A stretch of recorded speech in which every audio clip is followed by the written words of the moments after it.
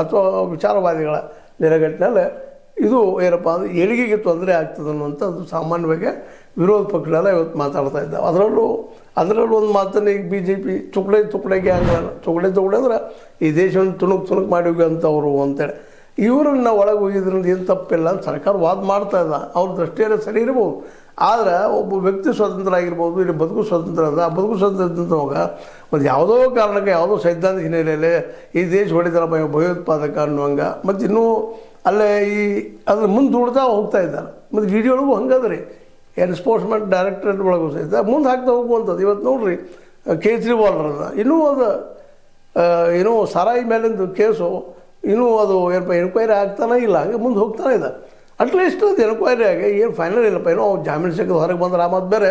ಆದರೆ ಇವತ್ತು ಅದು ಎನ್ಕ್ವೈರಿ ಮಾಡಿಸೋದು ಬಿಟ್ಬಿಡೋದು ಸರ್ಕಾರ. ಅಂದ್ರೆ ಸರ್ಕಾರ ತನಗೆ ಬೇಕಾದಂಗೆ ತನಗೆ ಅನುಕೂಲ ಆಗುವಂತಹ ಒಂದು ನಿಯಮಾವಳಿಗಳು ಮಾಡ್ಕೊಂಡು ಹೊರಟ್ರೆ ಒಂದು ಮಾತು ಬೇರೆ, ಅದು ಸರಿಪ ಅಂದಂಗೆ ಆಗಿ ಹೋಗ್ಬಿಡ್ತದೆ. ಸರ್ಕಾರದ ಅರ್ಥ ಹೇಳಿದ್ರೆ ಸರಿ ಅಂತ ಹೇಳ್ಬೋದು ಹೋದ್ರೆ ಡಿಕ್ಟೇಟರ್ ಸರ್ಕಾರ ಆಗ್ತದೆ ಅನ್ನೋದು ಅಷ್ಟು ಸೂಕ್ಷ್ಮವಾದ ವಿಷಯ ಅದ.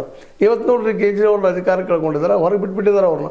ಆ ಕೇಸನ್ನು ತೆಗೆದುಕೊಳ್ತಾ ಇಲ್ಲ. ಇವ್ರು ಪಾಪ ಒಳಗಿದ್ದಾರೆ, ಇಲ್ಲೂ ಸಹಿತ ಇವ್ರನ್ನ ಜಲ್ದಿ ಅದನ್ನು ಎನ್ಕ್ವೈರಿ ಮಾಡಿ ಅದೇನು ಫೈನಲ್ ರಿಪೋರ್ಟ್ ಕೊಟ್ಟು ಅದು ಎನ್ಕ್ವೈರಿ ಆಗ್ಬೇಕ್ರೆ ಇಲ್ಲಿವರೆಗೆ ಶಿಕ್ಷೆ ಆಗ್ಬೇಕಾಯ್ತಾರೆ 5 ವರ್ಷ ಅಂದ್ರೆ ಇವು ಜಾಮೀನು ಕೊಡೋದು ಬೇಕಾಗಿಲ್ಲ ಬಿಡ್ರಿ. ಅಟ್ಲೀಸ್ಟ್ ಅದು ಎನ್ಕ್ವೈರಿ ಆಗಿ ಶಿಕ್ಷೆ ಏನು ಆಗೋದು ಆಗಿ ಬಿಡಬೇಕಲ್ಲ.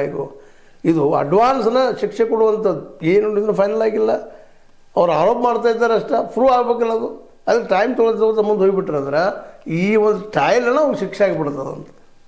ಅದನ್ನು ಇವತ್ತು ನಾವು ಪ್ರಶ್ನೆ ಮಾಡುವಂಥದ್ದು. ನೀವು ಜಾಮೀನು ಕೊಡೋದಿಲ್ಲ ಬಿಡ್ರಿ, ಅದು ಎನ್ಕ್ವೈರಿ ಮಾಡಿ ಅದನ್ನು ಫೈನಲ್ ಡಿಸಿಷನ್ ಕೊಟ್ಬಿಟ್ರೆ ಅವ್ರಿಗೆ ಶಿಕ್ಷೆ ಕೊಡ್ರಿ, ಅಥವಾ ಮುಕ್ತ ಮಾಡಿಬಿಡ್ರಿ, ಅಥವಾ ಸರ್ಕಾರ ಡಾಕ್ಯುಮೆಂಟ್ ಕೊಡೋಕ್ಕೆ ಸಾಧ್ಯ ಇಲ್ಲಪ್ಪ ಅಂತಂದ್ರೆ ಜಾಮೀನು ಕೊಡ್ರಿ ಅವ್ರಿಗೆ ಅನ್ನೋದು ಇವತ್ತು ಕೇಳುವಂಥ ಒಂದು ಮಾತಾಗಿದೆ. ಯಾಕಂದ್ರೆ ಇವತ್ತು ಈ ಇಂಡಿಯಾ ತುಂಬ ವಿರೋಧ ಪಕ್ಷಗಳು ಸಹಿತ ಈ ವಿಷಯದಲ್ಲಿ ಚರ್ಚೆ ಮಾಡ್ತಾ ಇದ್ದಾರೆ. ಈಗ ಉಮರ್ ಖಾಲಿದ್ ಮತ್ತು ಶರ್ಜಿಲ್ ಇಮಾಮ್ ಅವ್ರದ ನೀವು 1 ವರ್ಷದಲ್ಲಿ ಇಡೋ ಅವಶ್ಯಕತೆ ಇಲ್ಲಲ್ಲ, ಎನ್ಕ್ವೈರಿ ಮಾಡಿ ಮುಗಿಸ್ರಿ. ಅದು ಏನು ಅನ್ನೋದು ಅದಕ್ಕೆ ಸಂಬಂಧಿಸಿದ ನೀವು ಊಹೆ ಮಾಡಿ ಆರೋಪ ಮಾಡೋಕ್ಕಿಂತ ಅದೇನು ಅನ್ನೋದು ಅದ ನಿಮ್ಮಲ್ಲ ಡಾಕ್ಯುಮೆಂಟ್ಸ ಶಿಕ್ಷೆ ಕೊಡ್ರಿ. ಅದು ಅಟ್ಲೀಸ್ಟ್ ನೀವು ಜೀವಾವಧಿ ಶಿಕ್ಷೆ ಕೊಡ್ತಿರೋ ಅದು ಮತ್ತೆ ಶಿಕ್ಷೆ ಕೊಡ್ತಿರೋ ನಿಮಗೆ ಬಿಟ್ಟಂಥ ವಿಷಯ, ಸುಪ್ರೀಂ ಕೋರ್ಟಿಗೆ ಬಿಟ್ಟಂಥ ವಿಷಯ.